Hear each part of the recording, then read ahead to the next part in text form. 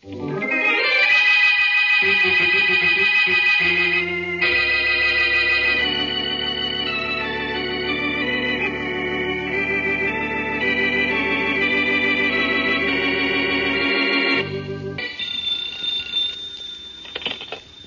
Airport. Joe? Yeah, Emily? Did you just call me, darling? No, I didn't, hon. Oh, the phone rang a minute ago, but whoever it was hung up before I could answer it. Oh, well, it wasn't me. Probably one of your boyfriends. Now, is that a nice way for a husband to talk to his wife? Oh, hon, can't you take a joke? Sure, darling. I was only kidding, too. Look, I'm going down to the grocer's. Anything special you want me to get? No, anything you get's okay. All right. I'll get something I know you like. Swell. Bye, darling. Bye, hon. See you at dinner. Well, howdy, Joe. Oh, hello, Tex. Say, I've got look, something... Joe, what's the Aronca out number 2 runway for? You taking a little private trip? No, Tex, I was just about to tell you. I took that offer Lenny Powell made us. I'm going to fly it to Blancheville. Well, boy, howdy, that's all right, son. Did you tell Bill we're getting $5,000 for the whole? No, I didn't, but I'm going to as soon as I see him, which maybe won't be till I get back. Powell's here now. Oh, he is? Where? Over in the administration building, making a phone call, I guess. He's going to be right back. Hey, why is Mike taking the Aronca out? What kind of a freight line are we running? Howdy, Bill. I'm glad you showed up, Bill. I wanted to tell you. I'm taking the Aronca out today, and it's going to save our airline for us. Yeah? What are you going to do, Joe? Sell the thing? No, I'm flying Lenny Powell to Branchville, and we're going to get $5,000 for the job. We're going to get 5 G's? Just to haul a guy to Branchville? What, this guy Powell must be nuts. I don't care what he is. We can use a few more like him. You said it. Oh, but look, don't tell anybody Powell's here or that we're taking him anyplace. I promised him nobody but the 3 of us would know this. But he's carrying $25,000 in cash with him. Wow. $25,000 with him, huh? Yeah. We sure could use money like that. Yeah, Tex, we sure could. Where'd you say he is, Joe? Over at the administration building? Yeah, Bill, making a phone call. Mm-hmm. Well, give him a good trip to Branchville, Joe, and get that $5,000 from him. We need it. See you later. Yeah, bye. I gotta run a little errand. Long, Bill. Tex, you hold down things at the office, will you? I gotta get something over at the hangar. Why, sure, son. You won't be running off now, will you, Tex? No, stay right here, chum. Okay, see you before I take off. Sure, see ya. Well, boy, howdy. Those 2 aren't leaving old Tex here to answer the telephone. Not when he's got something more important to do.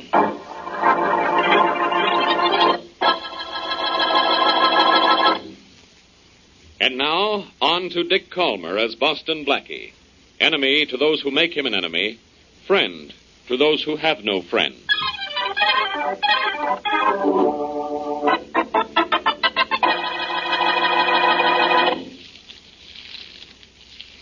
Shh. Emily. I'm over here, Tex, darling. Behind the garage. Well, boy, howdy. You sure know the good hiding places around this airport. Are you, honey? Oh, Tex. Oh, baby. Nobody saw you come here, did they, honey? No. As a matter of fact, I called Joe from across the road. Told him I was at the apartment, just leaving for the grocery store. He thinks I'm still in town. Boy, howdy, you sure can give that husband of yours a first-class runaround, can't you? You aren't objecting, are you, Tex? I'm doing it for you. I'm mighty glad you are, sugar. Oh, I'm all for you. Hey, look, I only got a couple of minutes. Oh. I'm supposed to be in the office to answer the telephone. But, Tex, I wanted to tell you, we got a big job, so the airline's going to keep running all right. That's good, but it doesn't help us any, Tex. I'm not going to give Joe the air until we have some money of our own. Don't you worry, sweetheart. We're going to have money, and a lot of it, and sooner than you think.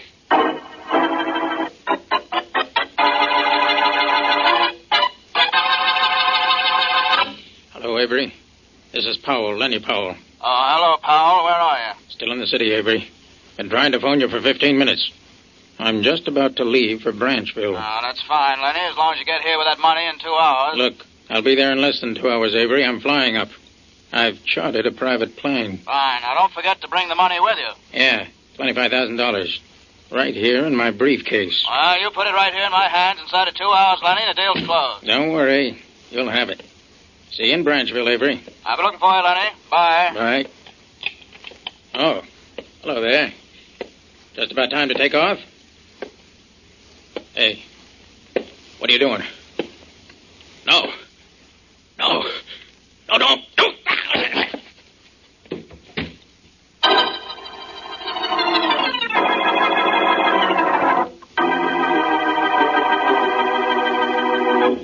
down. I said sit down, Joe. You don't have to push, Tex. I gotta do something. Boy, howdy, somebody's gotta do something. We're in a jam, the three of us. We thought things were tough when we didn't have money enough to keep this airline going. They're really tough now. We've got a murder on our hands. All right, that's what I'm trying to clear up. Now, looky here, you two guys. All three of us are in this thing up to our sombreros. We gotta cover it up somehow. That's no good, Tex, no good. It's like I've been trying to tell you. Sure, that Powell guy was killed out here. Sure, the 25 G's he was carrying is missing, but we gotta turn this over to the cops. You left out one sure, Joe. You forgot to say sure only the three of us knew he was here and carrying that dough. That makes it look like one of us killed him. I say no cops. Sure, you say that. Why shouldn't you say that? You probably knocked him off. That's why you don't want the cops in on it. I said before for you to shut up. Maybe this'll help convince you. I meant it. Hey, cut it, fellas. All right. Okay, Tex. This has been cooking for a long while. You want to play, I'll play like this. All right, that suits me if that's the way you want it. Break it up, will you, Tex? Joe, cut it out.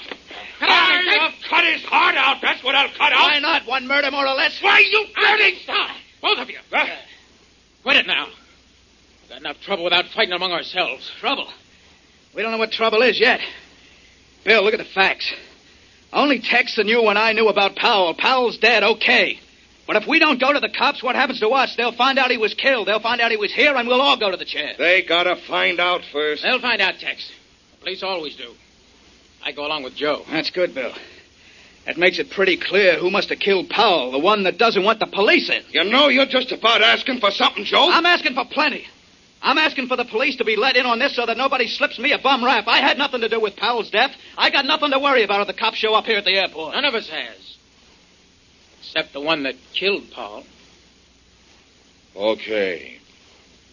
This kind of looks like a showdown, don't it, boys? All right, it's a showdown. I'm saying go ahead. Bring the cops in if that's what you want to do. Call them, bring them in. They won't prove nothing against me. You're too sure of yourself, Tex. We'll call the cops, all right. But I'm going to do something else, too. I'm going to see Boston Blackie. If the cops don't find out anything, I got news for you. Blackie will.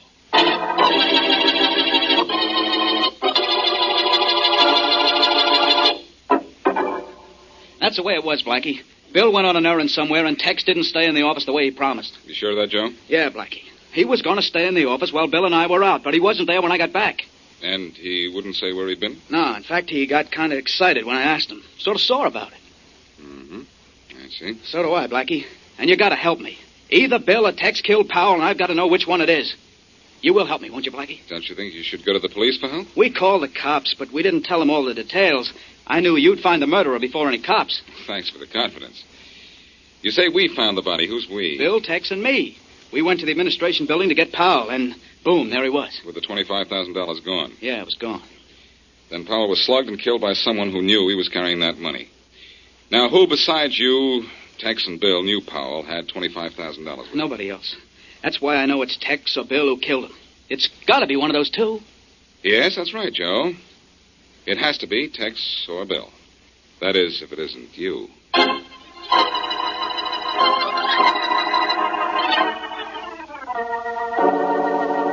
Tex, Bill, and Joe, all three found the body, Faraday. That's definite. All three of these guys found it, huh, Blackie? Well, according to what Joe here told me. And I guess Joe said it was me. Huh, Blackie? Yes, I did. I said it was either Tex or you. Trying to pin this on me, are you? I don't have the daylights out of you, you... Well, boy, howdy, you better work on him soon, Bill, because I'm going to take a crack at him, too. Nobody's taking any cracks at anybody, kids. Right now, all of you listen. Nobody but you three fellas, Tex, Bill, and Joe, knew Powell had that $25,000 with him. That's right. So it's one of these three who killed Powell. Marvelous deduction, Inspector. Even they admit that. You mean Joe here admits either Tex or I killed him? Okay, Bill, relax. The point is that none of the three of you can prove where you were when Powell was killed. Anybody mind if I butt in a minute? Who are you? For me, I just work here. That's what I want to do, work. Oh, this is Mike, Inspector Faraday, head of our ground crew. Just stand by, Mike. Okay. See you later. Mike, how's your dad feeling? Oh, not good, Tex. Got another wire this morning. Old man's pretty sick. Sorry about that, Mike. Thanks, Bill. I wouldn't worry so much, except he's stuck way up there in Kansas. The doc has to drive 50 miles to get to him. No hospital in the town, Mike? Hospital, Blackie? No town. Ever hear of a thing called Plainsville, Kansas? Can't say I did. Nobody else has either, except my dad and about 30 other landowners. Oh, well, I'll just sit tight till I get more orders, huh? Yeah, Mike, sit tight. This thing will be cleared up pretty soon. Don't you think so, Inspector Faraday? I sure do, Joe. I'll tell you what else I think. Maybe you're all guilty, so I'm going to arrest all three of you. You can't do what? No, Faraday, don't do that. Confine them to the field, if you like. But don't make any arrests. What? I'll tell you which of these three killed Powell, and I'll tell you soon.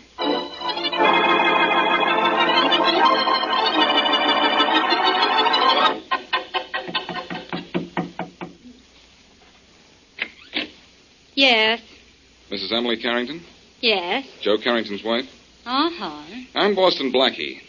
You probably know your husband's involved in a murder out at his airfield. Yes, I know. He called me a little while ago and told me. You want to talk to me about it, don't you? Yes, about it and about Joe. Oh, well, come in then. Thanks. Your husband needed money rather badly, didn't he, Mrs. Carrington? Yes, he did. To keep his airline or to keep you happy? I don't think I like that implication. And I don't like murder, Mrs. Carrington. Now, suppose you... Excuse me while I answer the phone. Go ahead. Thank you. Hello? Hello, Emily, honey. This is Tex. Sorry, Joe. I can't talk to you now. Emily, I said this was Tex, not Joe. And I said I couldn't talk. Here, let me talk to him. Let go of that phone. You let go of that Too phone. late. Hello, Joe? Boy, howdy. What's the matter up there? This isn't... Uh-oh. Uh-oh is right, Tex. When a man answers in a spot like this, you ought to hang up, especially if I'm the man. Hello? Hello? Well, I got what I wanted anyhow. Well, satisfied now, Blackie? Satisfied and surprised, Mrs. Carrington. Naughty. Married to Joe and in love with Tex. Tell me, did Tex kill Powell for the $25,000 by himself, or did you go out and help him this afternoon? Look, I never go out to the airport. No, that's funny. What is? That red on your shoes. That's a peculiar colored mud, Mrs. Carrington. There's only one spot around here where it's found. Oh? Okay, I was there today. I went to meet Tex, but I didn't have anything to do with killing that Mr. Powell, and I don't know who did. That's your story. Thanks for telling me that you were at the airport. You see, I don't really know what color mud there is out there. I never bothered to notice. Besides, I'm not very interested in mud. It's the dirty work of this case I want to figure out.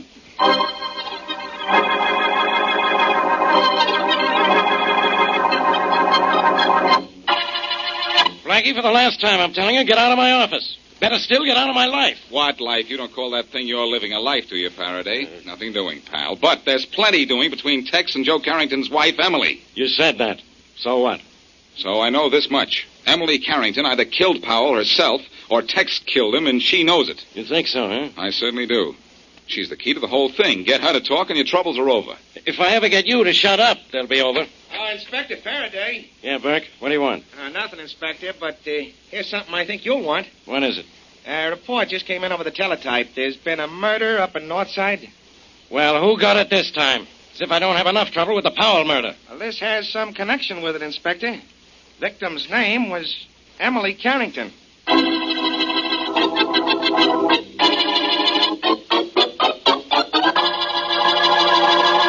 And now, back to Boston Blackie.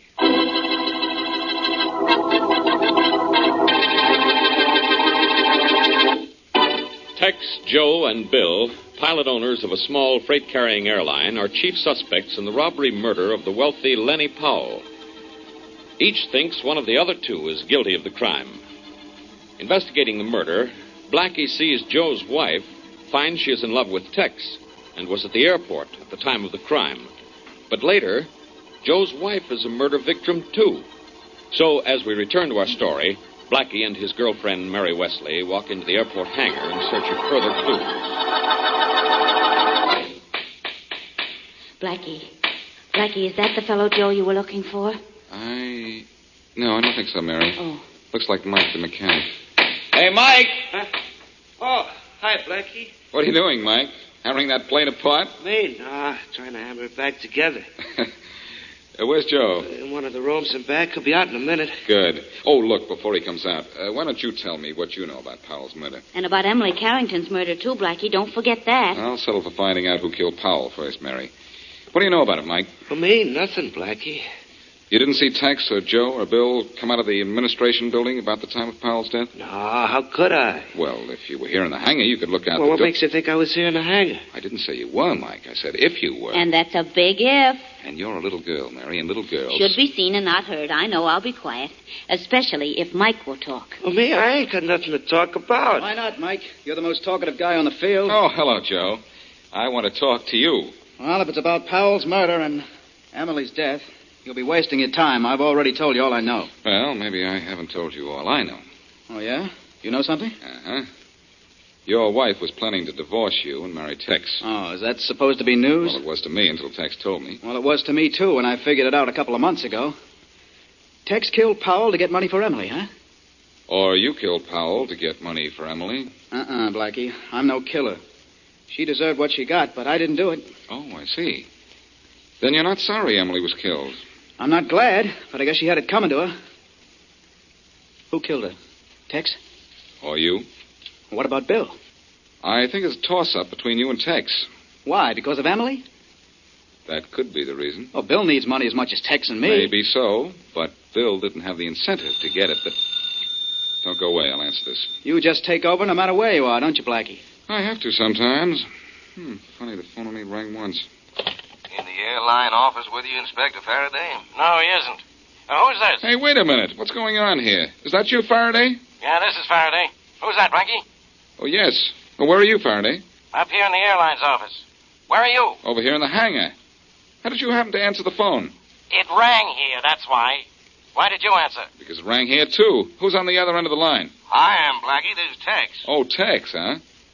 Oh, where are you calling from? Lunch wagon across the road from the field. Oh, thanks. Thanks a lot, Tex. Thanks. What for, Blackie? What for, Tex? Well, unless my hunch is wrong, when I answered this phone, I found the answer to who killed Lenny Powell and Emily Carrington.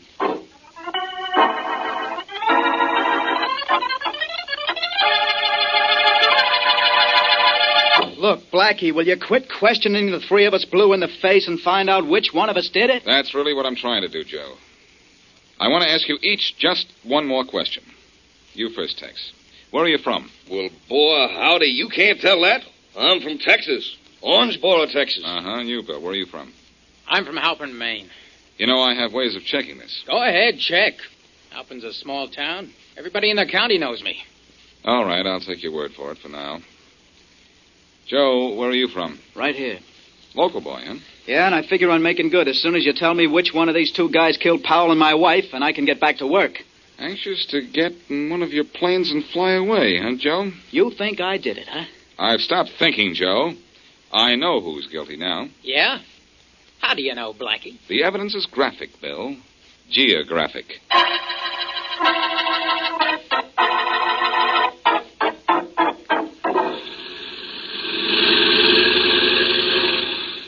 Look, Blackie, I got other things to do besides hang around out here on a flying field. What other things, Faraday? You haven't had anything to do since I came on this case, and you know it. I don't know anything. You're not kidding, pal. No. Faraday, my friend, you ought to do something constructive with that badge of yours. Use it to pin your suspenders together or something. Certainly doesn't mean anything where it is. Oh, yeah? That's what I like, snappy answers. Now, if you'll be quiet just 1 second, I'll tell you what we're waiting for. Well, it's about time. Here comes that mechanic, Mike. What you have to say is going to have to wait, Blackie. At least it gives you something to look forward to, Inspector. Inspector Faraday. Well, what is it, Mike? What is it? This telegram I just got, Inspector. Here, read it. I'll take it, Mike. You'll take nothing, Blackie. Give it to me, Mike. Thanks. What's it all about, Mike? That's from my old man, Blackie. He's pretty sick out in Plainsville. Plainsville? Where's that? If you could read, Blackie, you'd know where it is. It says here on the telegram. It's in Kansas. You're reading the telegram, Faraday. I'm not. Oh. Okay, never mind. What's the matter with your father, Mike? Well, I don't know. He's been sick a long time, and, well, he's getting old. I got to go see him, Inspector Faraday. I ain't seen my old man in 9 years. Okay, you can go, Mike. But keep in touch with us, and make sure you come back. Oh, don't worry, Inspector. I'll be back, I promise. Be sure you do keep that promise, Mike. But I'll tell you a little secret, something even Inspector Faraday doesn't know. Yeah, what? I don't have to worry about you coming back. I already know who killed Lenny Powell and Emily Carrington.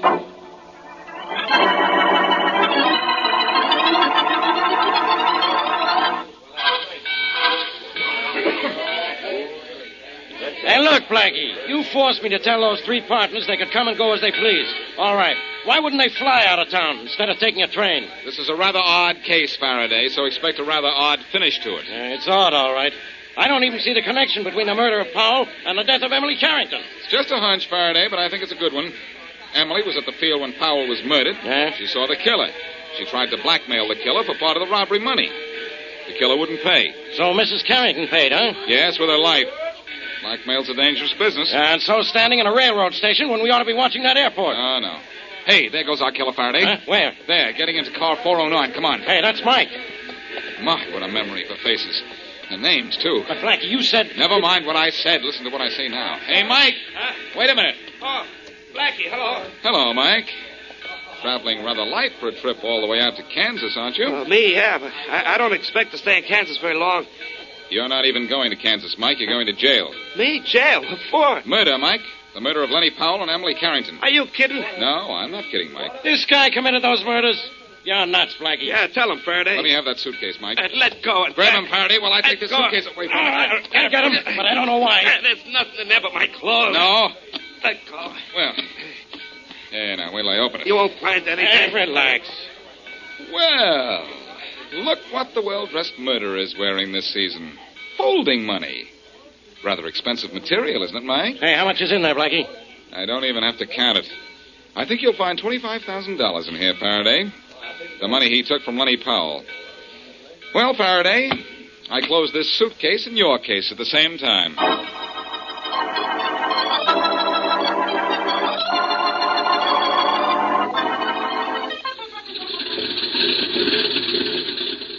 Blackie, why are we taking a plane to Branchville? To close that deal for Lenny Powell's company with this $25,000.